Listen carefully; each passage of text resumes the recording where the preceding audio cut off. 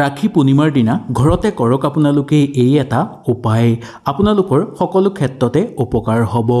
মংগল হৈ পৰিব আপোনালোকৰ সংসাৰত লগতে সামাজিক ক্ষেত্ৰতো সুনাম অৰ্জন কৰিব পাৰিব আৰু পৰিয়ালবৰ্গৰ মাজতো মংগল হৈ পৰিব আহক তেনেহলে জানি লওঁ ৰাখি পূৰ্ণিমাৰ দিনা আমি কি কাম কৰিব লাগে ভিডিঅটো ভাল লাগিলে লাইক এটা কৰি আমাৰ মনোবল বঢ়াব আৰু আপোনালোকৰ বন্ধুবৰ্গৰ লগত শ্বেয়াৰ কৰি তেওঁলোককো উপকৃত কৰিব 9 আগষ্ট শনিবাৰে ৰাখি পূৰ্ণিমা এই দিনা বহু পবিত্ৰ তিথি বুলি মনা যায় এই দিনা ঘৰত কাম কাজ কৰিলে বহু শুভ প্ৰভাৱ পৰে লগতে কোনো যদি মাংগলিক অনুষ্ঠান ঘৰত অনুষ্ঠিত কৰে তেনেহলেও ইয়াৰ পৰা আপোনালোকৰ বহু মংগল হৈ পৰিব সকলো ক্ষেত্ৰতে আপোনালোকৰ শুভ প্ৰভাৱ পৰিবলৈ ধৰিব আৰু এই দিনা যদি আপোনালোকে ঘৰত এই এটা প্ৰতিকাৰ কৰে তেনেহলে আপোনালোকৰ জীৱনত চলি থকা সকলো সমস্যা সমাপ্ত হৈ পৰিব এই উপায় আপোনালোকে পালন কৰাৰ লগে লগে সংসাৰত আপোনালোকৰ মংগল হ'ব আৰু জীৱনত আপোনালোকৰ সুখ শান্তি বৃদ্ধি পাবলৈ ধৰিব সকলো ফালৰ পৰা ঘৰত আনন্দ হৈ পৰিব আৰু যি কামতেই আপোনালোকে হাত দিব সেই কামতেই সফলতা অৰ্জন কৰিব পাৰিব আহক তেনেহলে বেছি দেৰি নকৰি এই ৰাখি পূৰ্ণিমাৰ দিনা আমি কি কাম কৰিব লাগে সুন্দৰভাৱে জানি লওঁ প্ৰথম উপায়টো হ'ল ৰাখি পূৰ্ণিমাৰ দিনা বহু মানুহৰ ঘৰত শ্ৰী বিষ্ণু পূজা কৰা দেখিবলৈ পোৱা যায় ইয়াৰ ফলত ঘৰত কল্যাণ হয় এই দিনা যদি লক্ষ্মী দেৱীৰ পছন্দ 5 বিধ ফল আৰু 5 বিধ যদি আপোনালোকে মিঠাই আনি এই পূজাত ৰাখিব পাৰে তেনেহলে ইয়াৰ ফলত আপোনালোকৰ বহু শুভ প্ৰভাৱ পৰিব ইয়াৰ ফলত বিষ্ণুদেৱৰ পৰম আশীৰ্বাদ লাভ কৰিবলৈ সক্ষম হ'ব আৰু সাক্ষাৎ মা লক্ষ্মী আহি আপোনালোকৰ ঘৰত বাস কৰিবলৈ ধৰিব সেই কাৰণে লক্ষ্মী দেৱীৰ প্ৰিয় 5 বিধ ফল আৰু 5টা মিঠাই আপোনালোকে এই পূজাত আনিবলৈ চেষ্টা কৰিব এনে কৰিলে আপোনালোকৰ বহু শুভ প্ৰভাৱ পৰিব যদি এনে কৰিব নোৱাৰে তেনেহলেও আপোনালোকে 3 বিধ ফল আৰু 3 বিধ মিঠাই আনিবলৈ চেষ্টা কৰিব এনে কৰি পূজা কৰিলে দেখিবলৈ পাব যে আপোনালোকৰ জীৱনত চলি থকা সকলো সমস্যা দূৰ হৈ পৰিব ঘৰত ধন সম্পত্তি বৃদ্ধি পাবলৈ ধৰিব সকলো ফালৰ পৰা ঘৰত সুখ শান্তি বিৰাজ হ'বলৈ ধৰিব মা লক্ষ্মী আৰু শ্ৰী বিষ্ণুৰ পৰম কৃপা লাভ কৰিবলৈ সক্ষম হ'ব যাৰ ফলত আপোনালোকে কেও দিশৰ পৰা ভাল খবৰ পাবলৈও সক্ষম হোৱা দেখিবলৈ পোৱা যাব ঘৰত মংগলময় হৈ পৰিব ঘৰৰ পৰিয়াল বৰ্গৰ মাজতো আন্তৰিকতা বৃদ্ধি পাবলৈ ধৰিব আৰু সুখ শান্তি বৃদ্ধি পাবলৈ ধৰিব আজি বিশেষকৈ ভায়েক বা ককায়েকহঁতক বায়ে বা ভনীসকলে ৰাখি পৰিধান কৰে যদি ৰাখি পৰিধান কৰাৰ আগতে আপোনালোকে এটা কাম কৰি ল'ব পাৰে তেনেহলে আপোনালোকৰ ওপৰত সকলো দেৱ-দেৱীৰ আশীৰ্বাদৰ লগতে হনুমান দেৱৰ পৰম আশীৰ্বাদ দেখিবলৈ পোৱা যাব এই দিনা ৰাতিপুৱা আপোনালোকে সোনকালে উঠি বা আজি আপোনালোকে ৰাতিপুৱা সোনকালে উঠি হনুমান মন্দিৰলৈ গৈ ঘৰৰ ককাই বা ভাইক ৰাখি বন্ধাৰ আগতেই আপোনালোকে হনুমান দেৱৰ চৰণত এডাল ৰাখি ৰাখিব বা হনুমান দেৱকো এডাল ৰাখি পিন্ধাই দিব পাৰে হনুমান দেৱৰ ৰাখিডাল সদায় ৰঙা হ'ব লাগে ৰঙা ৰংটো হনুমান দেৱৰ অতিশয় প্ৰিয় আৰু এই দিনা যদি হনুমান মন্দিৰলৈ গৈ পূজা বিশেষভাৱে আপোনালোকে কৰিব পাৰে তেনেহলে ভাল ফল আপোনালোকে নিশ্চয় লাভ কৰিব পাৰিব যাৰ ফলত আপোনালোকৰ ওপৰত হনুমান দেৱৰ পৰম আশীৰ্বাদ থাকিব ইয়াৰ ফলত আপোনালোকে সকলো মনৰ আশা পূৰ্ণ কৰি ল'ব পাৰিব সকলো ক্ষেত্ৰতে আনন্দময় হ'ব আৰু ঘৰত সদায় সুখ শান্তি হ'ব ভাই ভনী বা ককাই ভাইৰ মাজত কেতিয়াও কন্দল নহ'ব সদায় আনন্দময়ভাৱে থাকিব পাৰিব আৰু ঘৰত শুভ প্ৰভাৱ পৰিবলৈ ধৰিব সেই কাৰণে এই দিনা বা আজি যদি আপোনালোকে পাৰে ৰাখি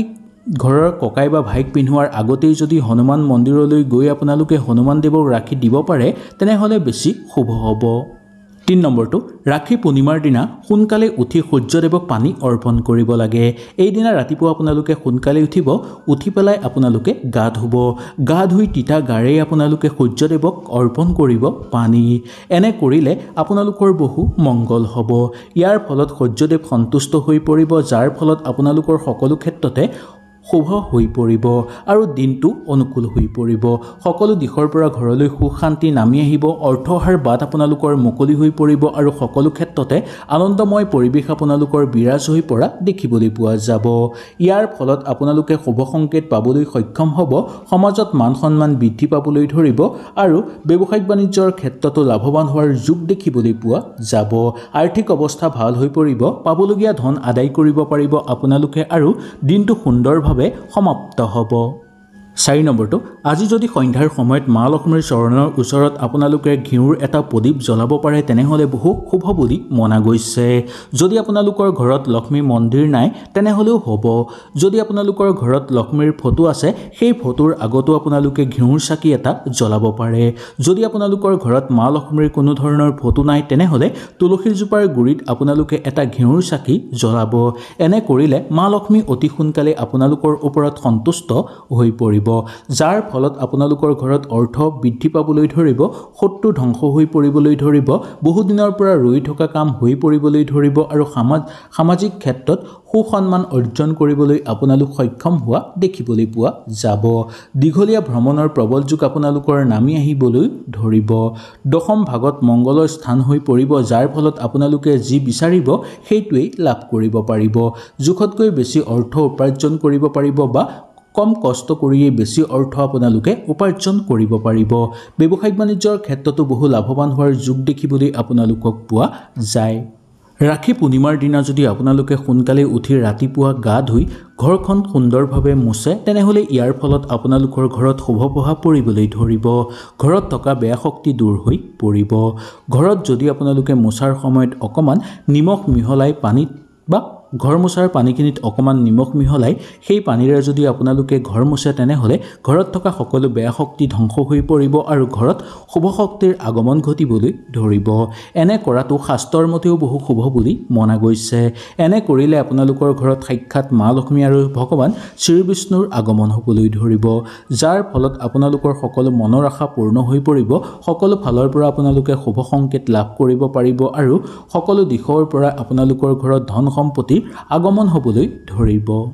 ৰাখী পূৰ্ণিমাৰ দিনা যদি গছত গংগাজল নিবেদন কৰা হয় তেনেহ'লে ইয়াক বহু শুভ বুলি মনা গৈছে। ৰাখী পূৰ্ণিমাৰ দিনা সোনকালে উঠি আপোনালোকে গা ধুব, তাৰপিছতে গংগাজল অকণমান আপোনালোকে কোনো এটা কলচীত লৈ বা কোনো এটা পাত্ৰত লৈ আপোনালোকে গৈ গছৰ গুৰিত ঢালিব। এনে কৰাটো শাস্ত্ৰৰ মতে বহু শুভ বুলি মনা গৈছে আৰু 11 বাৰ সেই গছজোপাৰ চাৰিওফালে আপোনালোকে ঘূৰিব। আহঁত গছৰ গুৰিত নিবেদন কৰিব পাৰিলে বেছি শুভ বুলি মনা গৈছে। এনে কৰিলে আপোনালোকৰ ওপৰত শুভ প্ৰভাৱ পৰিব, মনৰ সকলো আশা পূৰ্ণ হৈ পৰিব, সকলো কামতে আপোনালোকে সফলতা অৰ্জন কৰিব পৰাৰ প্ৰবল যোগ দেখিবলৈ পোৱা যাব। আপোনালোকৰ মনত ভাল ভাল চিন্তা আহিব আৰু গোটেই জীৱন আপোনালোকে কষ্ট ভোগ কৰিব লগা নহ'ব। দৰিদ্ৰতা আপোনালোকৰ ঘৰৰ পৰা দূৰ হৈ পৰিব। প্ৰচুৰ পৰিমাণে ঘৰত অৰ্থৰ আগমন হোৱাৰ উপৰিও মা লক্ষ্মী আৰু মহাদেৱৰ পৰম আশীৰ্বাদ আপোনালোকে লাভ কৰিবলৈ সক্ষম হ'ব।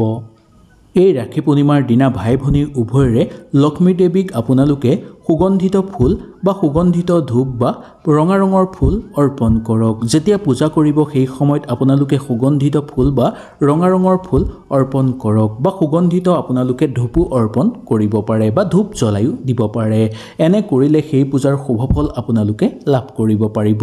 এনে কৰাৰ ফলত মা লক্ষ্মী সন্তুষ্ট হৈ পৰিব আৰু আপোনালোকৰ ঘৰতে মা লক্ষ্মী থাকি যাব, যাৰ ফলত ঘৰত প্ৰচুৰ পৰিমাণে অৰ্থৰ আগমন হ'বলৈ ধৰিব। ভাবি নোলোৱা কামতো সফলতা অৰ্জন কৰিব পাৰিব আৰু টকা অহাৰ বহুকেইটা বাট মুকলি হৈ পৰিব। ঘৰলৈ ভাল খবৰ আহিব আৰু মা লক্ষ্মী ঘৰত বাস কৰাৰ ফলত আপোনালোকে এটাৰ পিছত আনটো শুভ সংকেত লাভ কৰিব পাৰিব।